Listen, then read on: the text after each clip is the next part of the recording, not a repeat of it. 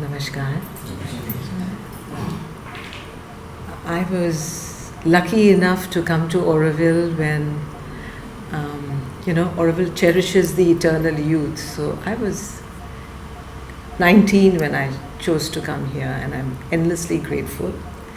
As Claire says, it's a grace to be here, to be part of this experiment, which is a sort of an experiment into the unknown, because the pathways that are being opened are new. So I am a child still of the Mother, of Auroville, of the Divine, on this journey just like everyone else.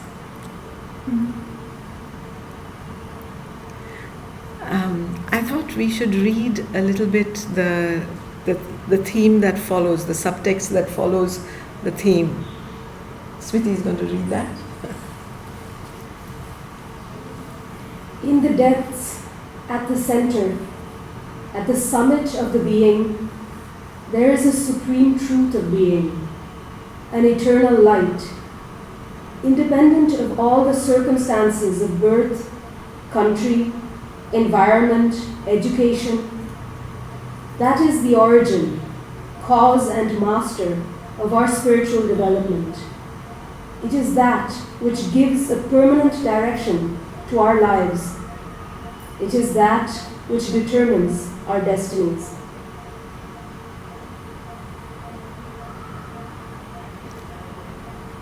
It's 150 years since Sri Aurobindo took birth on earth, and it seemed that it was a very opportune moment to speak a little bit about who Sri Aurobindo is.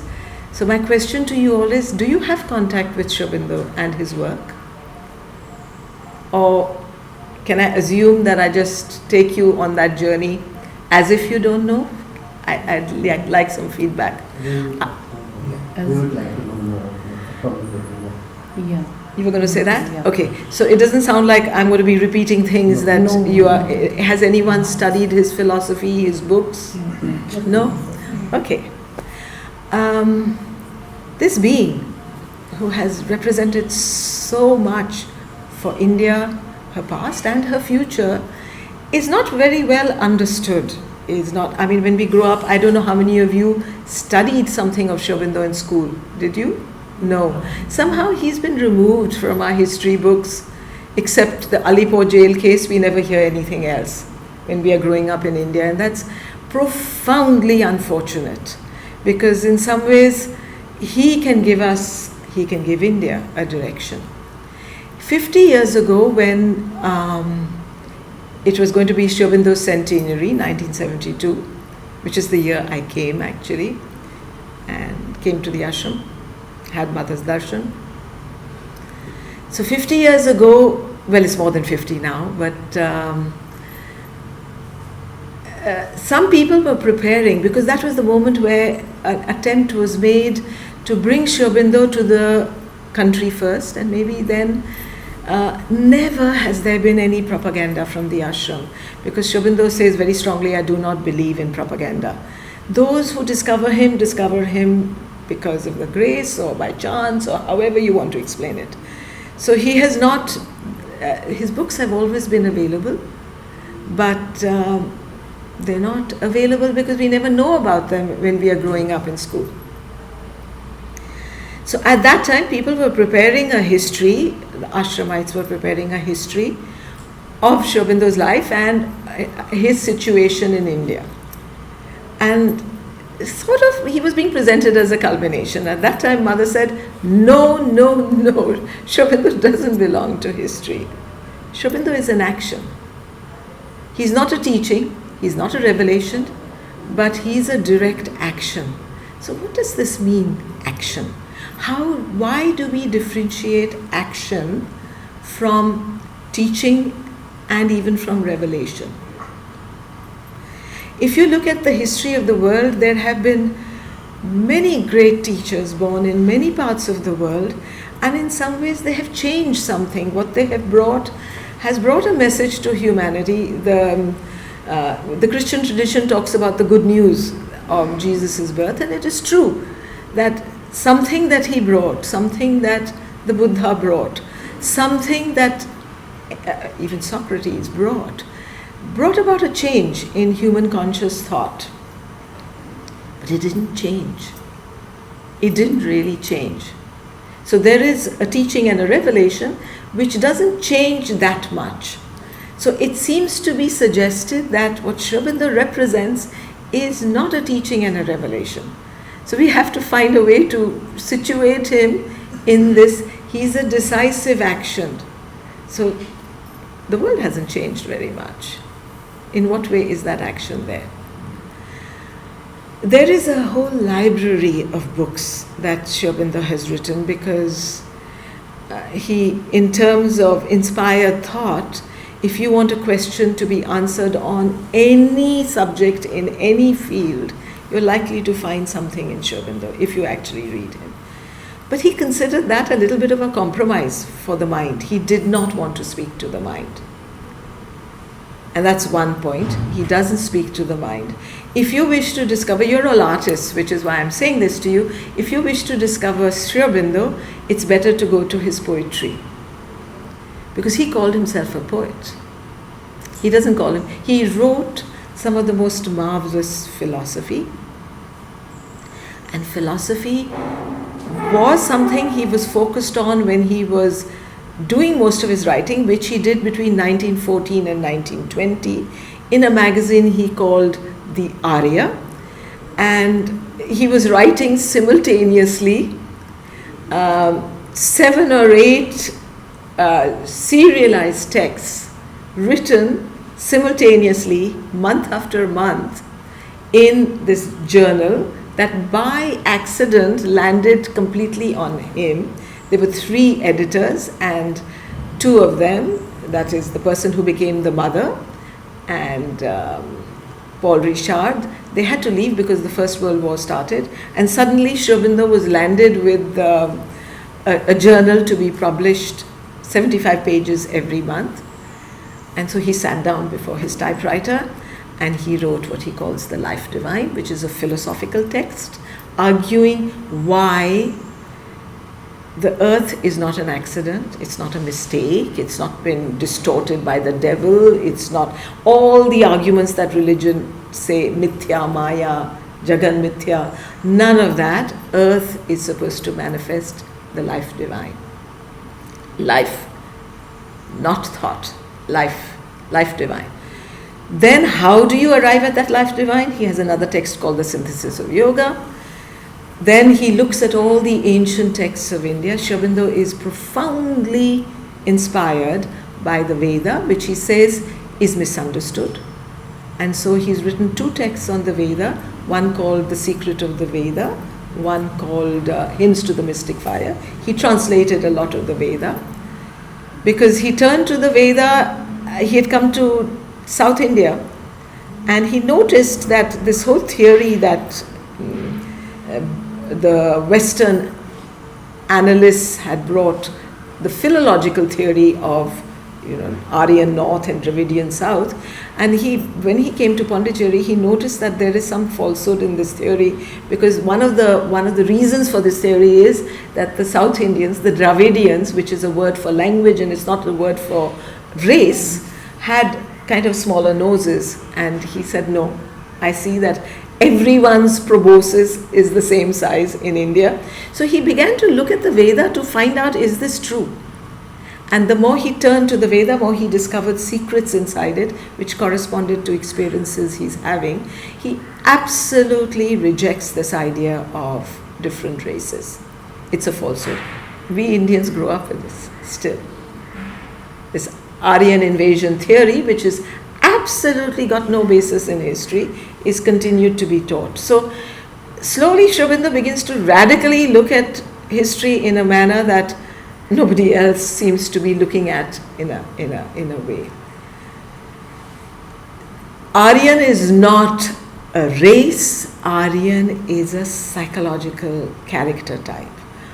Arohan is to rise higher, and so the Arya is the seeker for truth, which is why he calls his magazine Arya. So he's written a long treatise which he calls the Synthesis of Yoga, because he takes up everything that has come East and West. If you know his story, he grew up completely educated in the Western tradition. His father didn't want him to be exposed to India. So he began to study India as an adult. But meantime, he had mastered the Western tradition. He was a classical scholar. He read all the great Western texts in their original form. Latin, Greece. He loved Greece. He read all the Greek writers in Greek, Italian, Dante, French. He knew most of the great languages of Europe. Of course, British, he had mastered the language. His writing is pristine English because he's a poet, so he writes so beautifully. Anyway, he had come from the West. He had, in a sense, absorbed and internalized completely the Western tradition. And then as an adult, he begins to discover India. So he starts to learn Sanskrit, Bengali. He is in Baroda, so a little bit of the language and the ideas from there. And of course, he begins to get involved in the freedom struggle. By the time he comes to Pondicherry, that phase of his life is over. He has now been set on a path almost by kind of an adesh that has come from very, very high to turn to yoga and to follow a certain radical revolutionary path. So Life Divine, Synthesis of Yoga, commentaries, 2 commentaries on the Veda, a whole series of commentaries on different Upanishads. The Gita, it's as if the book was placed in his hand. And if there is a guide that Sri Aurobindo repeatedly acknowledges, it's Sri Krishna. The Synthesis of Yoga is written on the Bhagavad Gita tradition. So the Synthesis of Yoga that Sri Aurobindo has given us has the yoga of divine works, Karma Yoga, the yoga of divine knowledge, Jnana Yoga, the yoga of yoga of devotion, of divine love, Bhakti Yoga, and then he adds his contribution to this great tradition of yoga, the yoga of self-perfection, divine perfection. Because Sri Aurobindo comes to say it's not okay to arrive at a solution in the mind and to leave the earth as it is. This earth is not an accident, it has been created for a purpose, and it is to arrive at absolute transmutation of life and body. So that's the argument in the Synthesis of Yoga. There are commentaries on the Gita, which he calls essays on the Gita.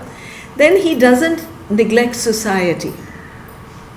So there are 3 texts he's written on social and political thought. There is the Human Cycle, where he looks at the psychology of social, in a psychological manner, the psychology of social evolution.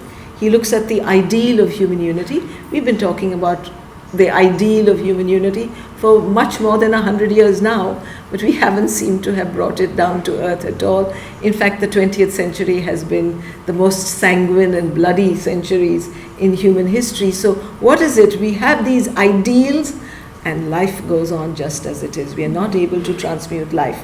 And this is the key to Sri Aurobindo's yoga. It's about life, trying to change life.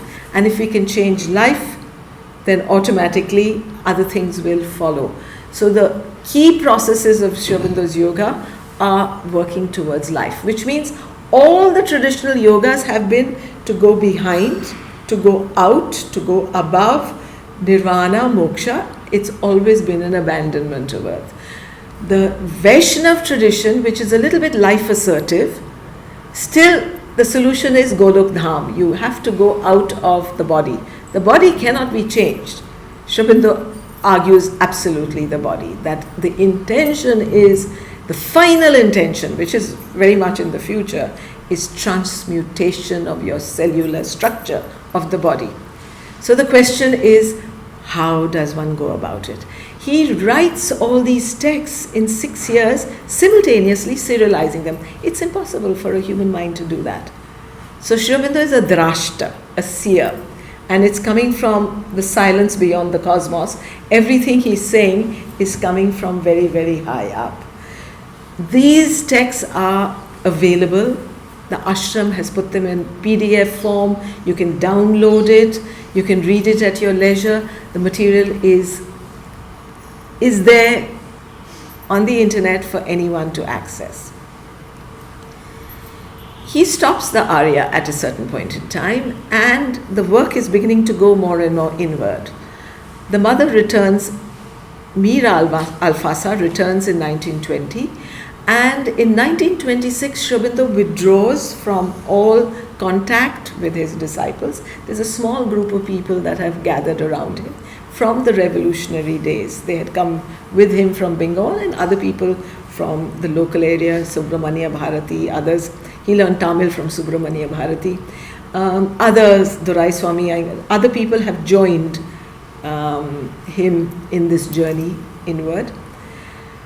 It's really when the mother comes that the ashram comes into being. So if there is no date for the birth of the Sri Aurobindo ashram, but you could say it's when Mira is put in front as the mother, and everything that's grown up, including Auroville, is her creation. So in some ways you could say that she doesn't exist without him, but he is not manifest without her. So it's two-souled, two-bodied. We often today, because it's Sri Aurobindo's 150th anniversary, there is some talk about, even the government has taken up this idea of spreading what Sri Aurobindo is saying. Unfortunately, it's being presented a little bit in the Indian tradition of Sanatan Dharma, which is one of the greatest, most brilliant. Sanatan Dharma is a wonderful program, but it's not good enough for the future. And Sri Aurobindo is not at all representing Sanatan Dharma. Sri Aurobindo is the future in some ways, the possibility for us to create this life divine on earth, and it's absolutely beyond all religions. So some of the stuff I'm saying is the truth of Auroville also. Auroville begins where the religions end. So the best contact you can make with what Sri Aurobindo is saying is through his poetry, as I said. And one of the things that he worked on, he refused to do prose writing very much. He's written a little bit, a few texts here or there, but he says, I will not compromise again. So he doesn't want to speak to the mind. He wants to speak to something else. And that something else is best spoken through poetry. If you look at our tradition, the Veda and the Upanishad is not prose texts. It is mantras, it is poetry, it is secret words. The Veda says our words are secrets. Ninya vachamsi. Words that are hidden can only be discovered by those who are inwardly ready. In some ways, some of the poetry that comes out of Greece is the same. Sophocles or Aeschylus has someone say that, one of his characters, that those who understand, understand, those who don't, don't. Mm-hmm. It is how it is.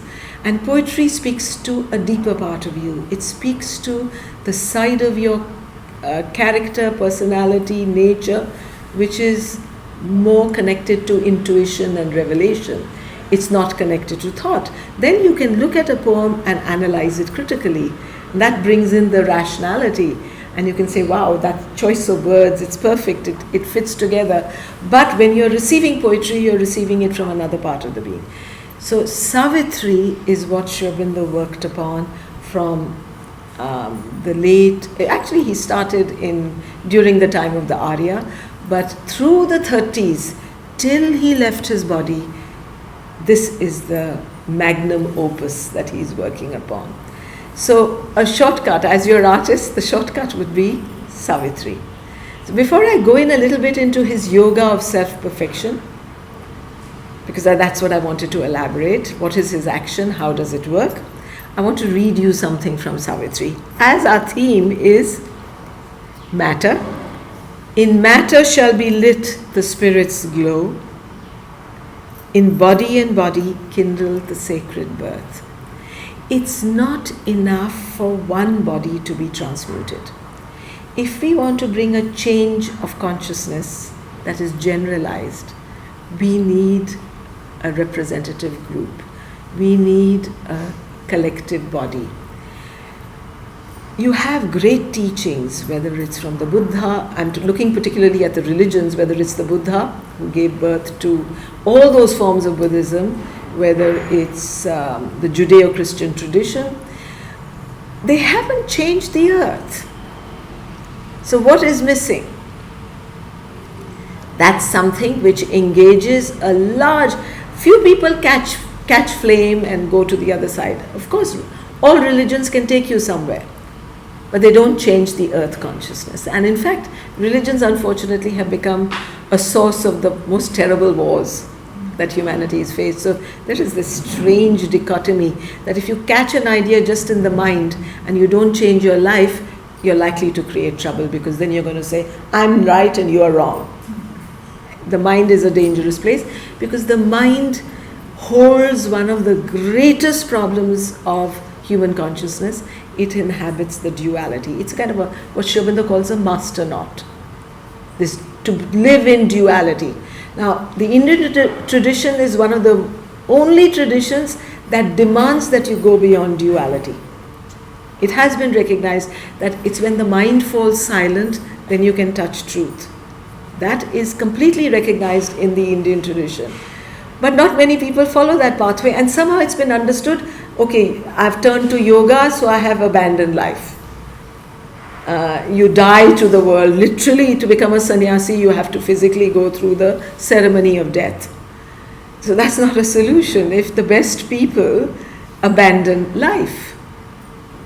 It's reversed. If you look at the ashram, if you look at Auroville, it's to do with life, with action, with work. Your body prays through the work you do. So everyone who comes to Auroville, everyone who comes to the ashram, takes up a work, and that is the yoga. It's the prayer of the body. It's the body that's working.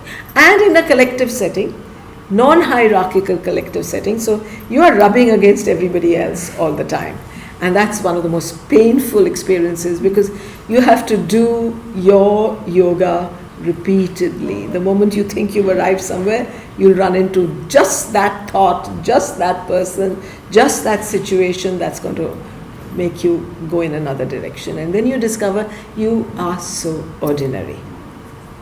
We all have a very ordinary human consciousness. Even the saint and the sage, you scratch the life surfaces and you encounter a level of ordinariness, because until all bodies are changed, no body is changed. Until all life is changed, no life is changed. We are linked to each other. We represent a collective body. Now the Buddha says sentience. Wherever there is sentience, there needs to be transformation. He says it, and there has been an attempt to practice it also, but it hasn't succeeded. So something very radical is needed. Before I go into the yoga of transformation, I thought I should read you some of this Savitri. The two lines I quoted about matter constitute 2 lines of a much larger text, which right through Savitri, Sri Aurobindo keeps repeating the same idea, the transmutation of matter, the transmutation of life, and the idea that there is an involutory power that's coming in to help you to evolve to that point. It's not as if there are not hands that come and save you. They always are. So he's talking about the transcendent here. This is in one of his early books. Savitri is constituted of 12 books. And it's basically, he's taken the story, the Indians who are here must be familiar with the story of Satyavan and Savitri in the Mahabharata. In the Mahabharata, I think one of the Pandavas asks, has Draupadi suffered the most, or is there someone other than Draupadi who suffered the most? And one of the sages in the forest tells the story of Savitri. Because Savitri, it's the only story where Savitri goes into death, defeats death, and is able to bring back her husband Satyavan, who is doomed to die. She brings him back into life. So this serves perfectly the idea that Sri Aurobindo wants to put out. He wants to put out this idea of transmutation of life and therefore conquest of death. So he's taken Savitri, which is a story, which is a legend, and he's turned it into a symbol. So it's Savitri, a legend and a symbol. Right through those 12 books, he's going to keep talking about this transmutation of matter in different ways. Thus will the masked transcendent mount his throne. When darkness deepens, strangling the earth's breast, and man's corporeal mind is the only lamp, as a thief's in the night shall be the covert thread of one who steps unseen into his house. A voice ill heard shall speak, the soul obey. A power into mind's inner chamber steal. A charm and sweetness open life's closed doors, and beauty conquer the resisting world. The truth light capture nature by surprise. A stealth of God compel the heart to bliss.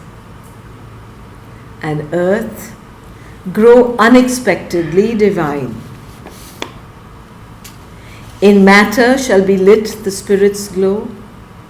In body and body kindle the sacred birth. Night shall awake to the anthem of the stars. The days become a happy pilgrim march. Our will a force of the eternal's power, and thought the rays of a spiritual sun. A few shall see what none yet understand. God shall grow up while wise men talk and sleep.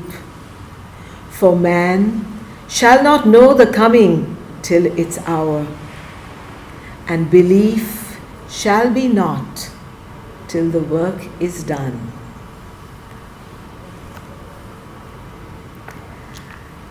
This is the siren song that has got us all here. This aspiration for something that's going to be impossible to achieve in a single lifetime. But there is such a delight in trying to do this above all else. And actually it spoils you for everything else. You can't live a normal life after that, after you've heard this call. I was so grateful to hear it as a teenager, and Savitri has been my guide and book in terms of the journey. But of course there is a lot he says.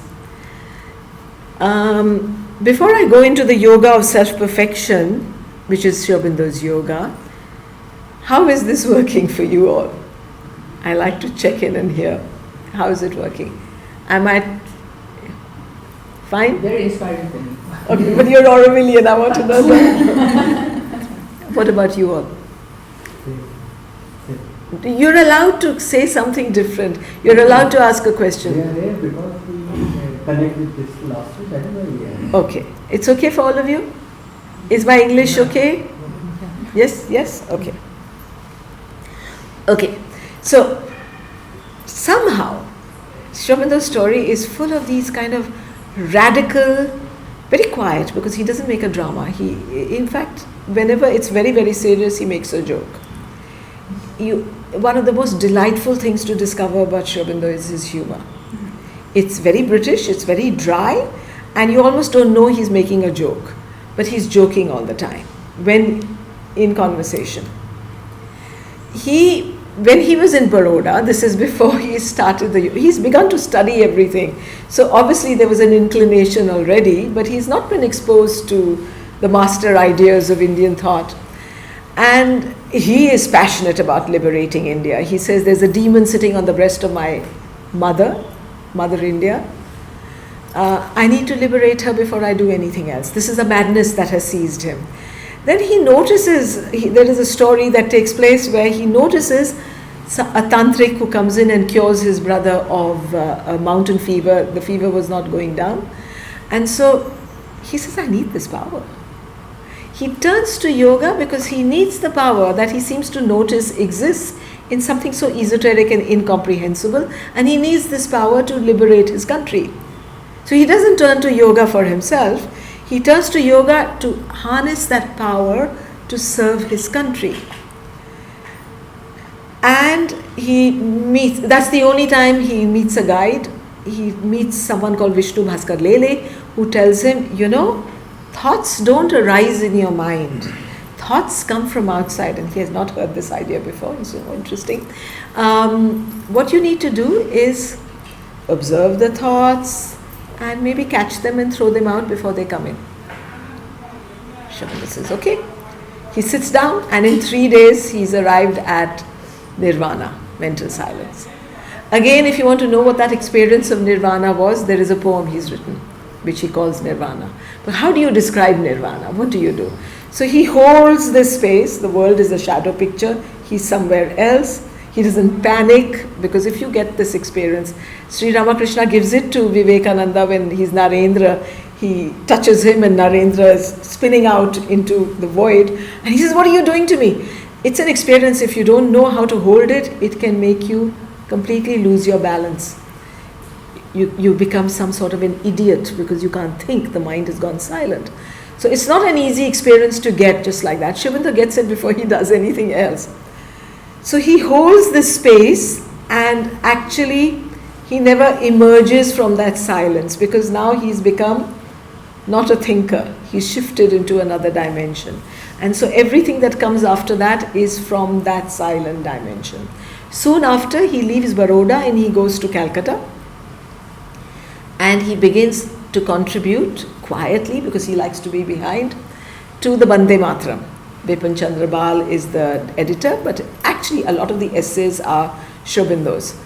And he's also chosen to become the principal of the National College, and he writes a lot of essays about what national education, which I think all of us Indians should read.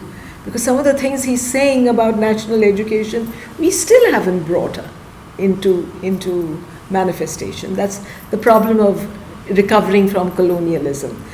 The way we are bringing it in is also very important, because Sri Aurobindo is always comprehensive and inclusive. It's not as if we have to celebrate India as she was. We have to celebrate India which includes everything that is in the world. We cannot make an India of the future which is exclusive, which isolates itself from the rest of the world. The true India is the mother of the world. She can hold everybody in her consciousness. And that is what Sri Aurobindo presents in his essays. The British find him very, very troubling, because he can speak their language and he can write in a manner that they don't know how to deal with.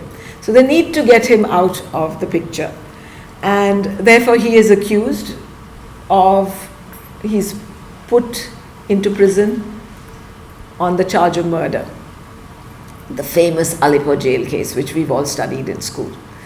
And he's a bit surprised, because he thinks he's working on an inner journey, and he's now connected to a voice within where he follows and so he turns to this source and he says, why have you done this to me?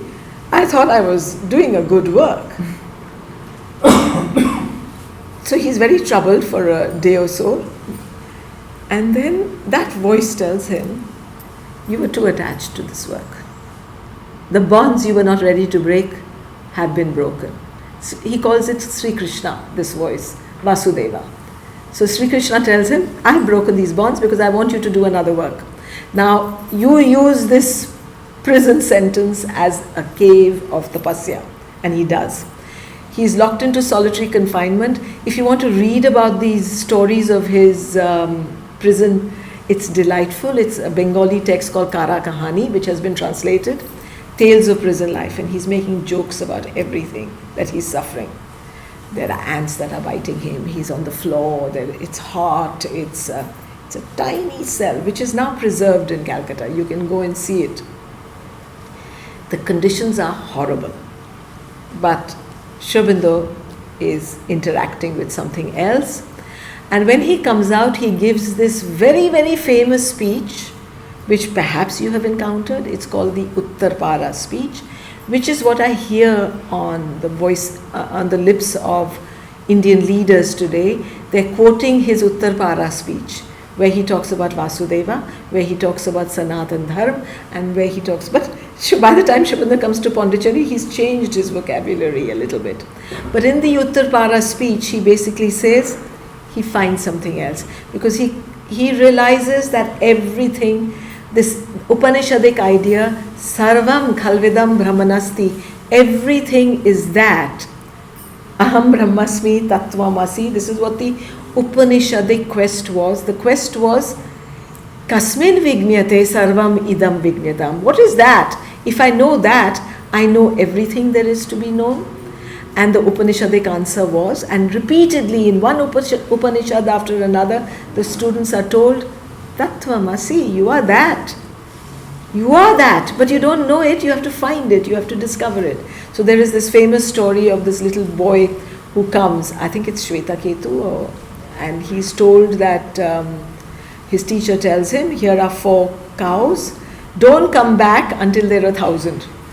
And he just gives him this Tattvamasi. So this boy goes, he wanders in the forest meditating on this mantra, and he comes back a knower. He's a drashta, he knows. Which suggests that you don't need teachers, you don't need books. There is the eternal teacher within, there is the eternal Shastra within. So the Upanishad tells that. Shobindo spends 1 year in jail, and he makes a joke when he comes out. He says, the only result of the wrath of the British government was that I found God. So he comes out of prison, Bande Matram is finished. The British have made sure that it cannot continue anymore. All the people who were involved with it are locked up or somehow destroyed in their lives. So he launches a new magazine, which is called Karma Yogin. Because now, very much, he is guided by Vasudeva, by Sri Krishna, and his writings are profoundly influenced by that. Then, now he doesn't ignore that voice. He's learnt his lesson. And a little way into the Karma Yogin, the texts of the Karma Yogin are very, very brilliant also. So it's worth looking at Shobindo the revolutionary, which is not Shobindo the yogi of Pondicherry. He gets an Adesh, go to Chandarnagar. And he walks out of his office and he doesn't even go to the family and say anything. He walks out of the office, he gets into a boat, and he finally lands in Pondicherry. And that's when really the work begins. We have today in this vast library, which is about 35, 36 books, maybe and counting, because they've not yet brought out the final text of this book. It's called The Collected Works of Shobindo. The ashram is bringing them out. That's what you can get in PDF versions. There are 2 volumes of what is called the Record of Yoga. Not published in his lifetime, it's just a record of personal diary notes that he's making. The program that he has set himself is unbelievably extraordinary. He has created for himself a program. Where did he get it from? We don't know. It's called the Sapta Chatushtaya, the 7 fours. And it makes about 30, just short of 30 siddhis that he has to acquire. Maybe I'll just read you the list of the siddhis. The very first, he hasn't told us in his writings for the public, he doesn't reveal this. This is his program for himself to become who he has to become. But it's not for ordinary human beings. The only one that really is given to us is the first one, which he calls Samata Chatushtaya. And it has Samata, Shanti, Sukham, Hasyam, Iti Samata Chatushtaya, he says. In his notes, he says, well, there is a passive Samata and there is an active Samata. In the passive Samata, the first step is Titiksha, which is the capacity to endure. You do not fall apart. You endure whatever life throws at you with this kind of self-control and balance. That's Titiksha. That's the first step. The second step is what Sri Krishna tells Arjuna to do in the Bhagavad Gita, udasinata, to be seated above, because we always have this play of gunas in us, tamas, rajas, sattva, and Sri Krishna advises Arjuna that this is nature working to you. You cannot get rid of it as long as you're in a body, but you can certainly be seated above it and manage the gunas. So udasinata is not just endurance, it is the capacity to be seated above. And then nati, the capacity to offer yourself. Every yoga system in India demands that we offer ourselves. We do not live our lives for ourselves, we give ourselves to something higher. That is passive samatha, not even active. Active is rasa. You have to have the taste of everything. We grew up with the idea of navarasas. As artists, you're aware of that, right? We have to create all these flavors, tastes, joys of life. Because there is something in the Indian tradition which is called bhukti, which is called the priti, which is called the capacity to enjoy, that delight. Because we are also very influenced by the Upanishadic idea, which is that delight has created the world. So the active samatha is rasa, priti, this is kind of to receive everything with, see the beauty in everything. We have the idea of Satyam, Shivam, Sundaram, the divine as the all beautiful. So the capacity to see everything, even the ugly, and notice the beauty in it. And if you can do this, rasa priti, inhabit that always, also inhabit titiksha, udasinata and nati, then you will arrive at sarvananda. And sarvananda is to have a delight in everything, in any form. Anantam, jnanam, anandam brahma. All of these you have to achieve. That's step one of his yoga. So, to translate it into our language, the capacity for absolute equality. Nothing disturbs you, nothing moves you. You are always held together. In a sense, that is the standard of the Indian spiritual tradition.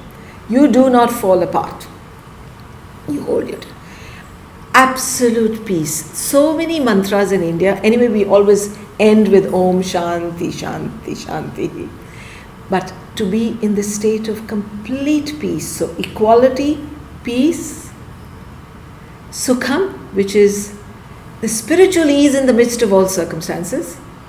And the last one, which is very, very hard in life, joy and laughter of the soul, Hasya. To always find the joy in things. This is one thing which you discover a lot in the life and action and work of Sri Aurobindo and the mother, that whenever things get very difficult, they tend to laugh about it. I mean, not in a silly way, but well, you joke a little bit. You deal with life. Life is like that. The other, the chatushtayas, he doesn't even propose. There is things like absolute knowledge, jnanam, trikala drishti, the capacity to know the three times, past, present and future. Ashta siddhi, there are people in India who practice this ashta siddhi, tapas, the capacity to arrive at a living samadhi. Then there is the body, sharira chatushtaya, absolute freedom from illness, arogya, uthapana, the capacity to be light. It is said that Sri Aurobindo, when he was meditating sometimes, I mean, my father told me that he heard stories about Sri Aurobindo levitating in prison. Well, Sri Aurobindo doesn't say he does that, but uthapana is this capacity to break the laws of physics and make your body light. That's uthapana. Saundarya, that's absolutely a divine truth. And beauty not in the external sense of the word, it's an embodiment from the inner sense. Saundarya and of course Ananda. Four things we have to arrive at what he calls Siddhi Chatushtaya. Purification, complete purification, Shuddhi, Mukti, the sense of liberation. You remain on earth. The Buddhists have this tradition. You've heard of Tantric Buddhism, particularly speaks about the Bodhisattvas. These are beings who have touched nirvana, reached nirvana. There is a story of the Amitabha Buddha, who on the threshold of nirvana says, I will not cross. As long as there is one being who inhabits ignorance, I will not cross. I will remain on earth out of compassion and love, and I will help everyone else to progress. So Buddhism does have this tradition. In fact, we are in his house, His Holiness the Dalai Lama. He is considered by the Tibetans a Bodhisattva, which means he has returned the same consciousness, the same soul. This is his 14th incarnation. So for the Tibetans, he's a living God. But there is something about the Dalai Lama which is very, very beautiful and touching, whether we see him as a god or not. In fact, potentially we are all gods, because we have the divine in us, and that is basically what the truth that India gives to the world, that everything is God. Everything is you in some ways. So how to find that? Sri Aurobindo accepts the Vedantic idea of the sevenfold world. There is a upper hemisphere, there is a lower hemisphere. So Annam, Prana, Manas, that's body, life and mind, belongs to the plane of ignorance. We inhabit this plane of ignorance, but we are also linked. Then there's Vijnana, which Sri Aurobindo translates as supermind, and that's the aim of his whole yoga, to somehow touch this, what the Veda calls the Turiyam Svid, the fourth one. And in the Veda there are verses which say, they see it, they talk about it all. The Upanishad also talks about it. The Upanishad, Isha Upanishad says there's a golden lid that separates the sun from this world of ignorance. And this is what Sri Aurobindo and Mother are trying to break, so that this world can come down on earth. But in the Veda there are verses that say you cannot cross these gates and retain a body. So if anyone touches truly the Turiyam Svid, the Vijnana plane, they necessarily abandon the body and they go into that plane, which is a plane of gold, which is a plane of truth, which is a plane of light. The upper hemisphere is Sat Chit Ananda. Tat is before manifestation, is the non-being, and Sat is when the being comes into manifestation. The moment the being comes into the moment that Tat becomes manifest, it is Sat. And Sat in manifestation is Chit Tapas, is conscious force, and the mode of conscious force, Sat and conscious force, is delight, Ananda. If you all visit the Matri Mandir, all these thoughts, ideas, spiritual truths are embodied in the Matri Mandir, which you could see is a three-dimensional yantra on the ground. So the first three gardens are Sat, Chit, Ananda, and then of course there's life, and there are other gardens. The number 12 repeats itself all the time in Matri Mandir. The number 4 repeats itself. All numbers are sacred, but 12 and 4 seems to be a very interesting combination.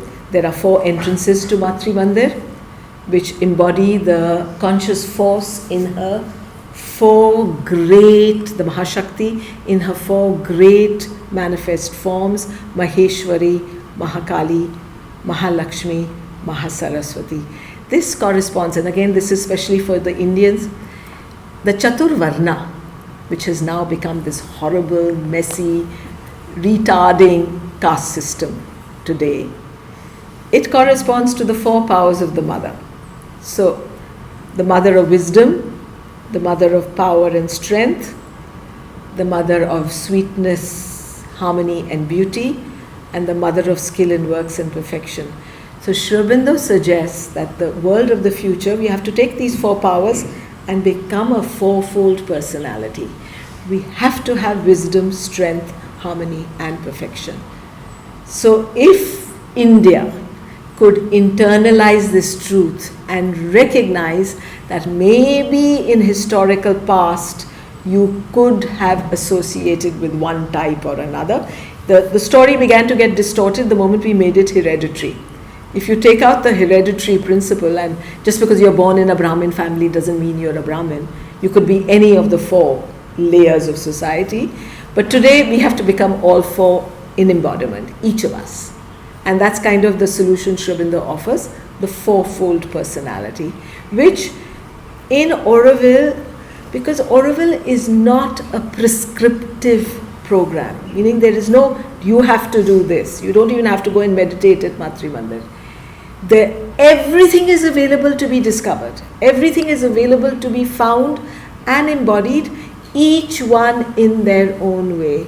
So the program of Auroville is life itself, growing and perfecting itself, each one in his or her own way.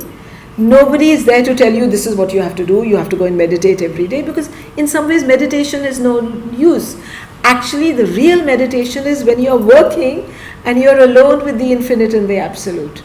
It's in life, it's in action, which is what Sri Krishna tells Arjuna, because Arjuna, and that's why the Bhagavad Gita is such an interesting scripture, because it's talking about battle.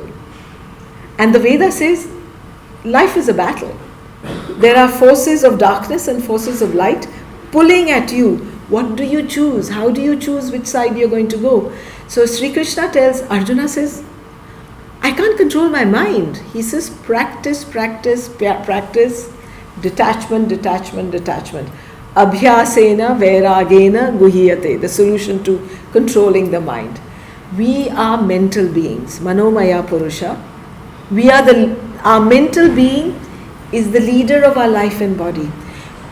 Personality, whatever we think we are, whatever is our family background, whatever is our inheritance, whether biological, psychological, familial, religious, cultural, those are layers that have been added on. That's what makes our external personality. But personality is formed by nature, not by us. What are we? We are a soul in embodiment.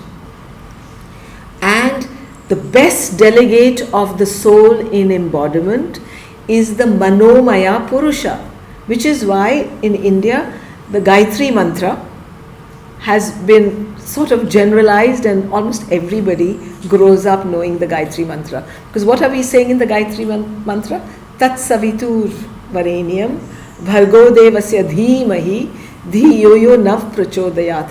We are saying to the solar light, come, enter into my Buddhi, Dhi, and illuminate it. Sri Aurobindo has written a Gayatri for the future, and in his Gayatri, it is the light beyond the light, which has to completely change illuminate every cell in your body. So that's the yoga of the future, where every cell in our body, and if you look at what science is doing today, it's working on microbiology and actually even medical science and even physics. Everybody is working on the minutest particles. And today science will tell you that actually every cell is a community. It's not a single entity. There are lots of things that have been added on just into each cell of our body. We are composed of billions of cells. If we could find a way to change those cells, we could become something completely different. We cannot even imagine what is possible. So we are looking at things that are a little bit miraculous, that we want to change. We want to transmute our physical substance. And the Gayatri Mantra of Sri Aurobindo is dedicated, invoking that. And everything that Mother and Sri Aurobindo are doing are directed towards this cellular transmutation. So this is a little bit rocket science, because nobody's done it. Nobody knows the pathway. So that's why when Mother launched Auroville, she said, I invite you to an adventure into the unknown. We are here for a new creation, entirely new, where we are not going to repeat what others have done, because our adventure begins from beyond that point. We are leaping into the future, But what we need is a collective body. So Auroville is very much a collective yoga. So when you all come to Auroville from outside, you're kind of hooking in a little bit into this collective body that is Auroville. We are not separate. If one person amongst 50 is doing a conscious yoga, that one person does it for all the 50. But if 50 people are doing each of them the yoga, then that one person has to do it just for themselves. So that's what a collective yoga represents, that we are all part of one soul, the collective soul, which is called Auroville, and we are in this program where we work upon ourselves. Everybody has to work. So there is no way that someone in Auroville can say, oh, you are better or you are worse, because we are all equal. Nobody is better and worse. Nobody is an expert on the future. So first of all, if like I'm doing now, I'm telling you certain things, that doesn't give me an expertise. No one is an expert on the future. Literally no one. Because we are all stuck in these little bodies, in our little lives, and in our narrow perspectives. I will end with something else from, I actually didn't develop too much the yoga that Sri Aurobindo is speaking about, what he calls the yoga of self-perfection. So that's a journey you can make yourself. But I wanted to end with Savitri. There is a oneness, native and occult, that needs no instruments and erects no forms. In unison it grows with all that is. That's the key. That's the key we are trying to find. That oneness that unites us all together and recognizes that I can't progress alone. If I want to make one step, everyone has to make that step together. And then we arrive at a new stage. The stage which happened when the great apes became Homo sapiens.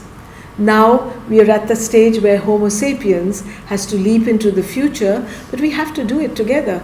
Sufficient numbers. It's not as if all apes on earth were transformed when the thought came, but a sufficient collective body must have been capable of thought to bring down and fix upon earthly manifestation the mental idea. Today we are self-aware and self-conscious. We can consciously participate in the next step. So this is Sri Aurobindo describing the evolution and manifestation. For ever since this blind and whirling globe, ever since upon this blind and whirling globe, earth plasm first quivered with illumining mind, and life invaded the material sheath, afflicting in conscience with the need to feel. Since in infinity silence woke a word, a mother wisdom works in nature's breast to pour delight on the heart of toil and want, and press perfection on life's stumbling powers. Impose heaven's sentience on the obscure abyss, and make dumb matter conscious of its God. Although our human stuff resists or breaks, she keeps her will that hopes to divinize clay. Failure cannot repress nor defeat overthrow. Time cannot weary her nor the void subdue. The ages have not made her passion less. No victory she admits of death or fate. Always she drives the soul to new attempt. Always her magical infinitude forces to aspire the inert, brute elements. As one who has all infinity to waste, she scatters the seeds of the eternal strength on a half-animate and crumbling mold, plants heaven's delight in the heart's passionate mire, pours Godhead seeking into a bare beast frame, hides immortality in a mask of death. Whenever I have a talk to give, I like to do it spontaneously and in the moment. And I have a little student who studies Savitri with me. We read it together. We are exploring Savitri together. And I kind of told Savitri, give me a text for tomorrow. And this is what came. So it really came yesterday that I should read this to you. And somehow, if we trust that there are calm hands divine that hold our lives, and if we can trust to give our lives to that, if we can trust that we are part of a journey into a beautiful future, however dark the present is, we can leap into that with at least our thought, if not our bodies and our lives. So I wish you all a most beautiful 1 week of collective self-finding.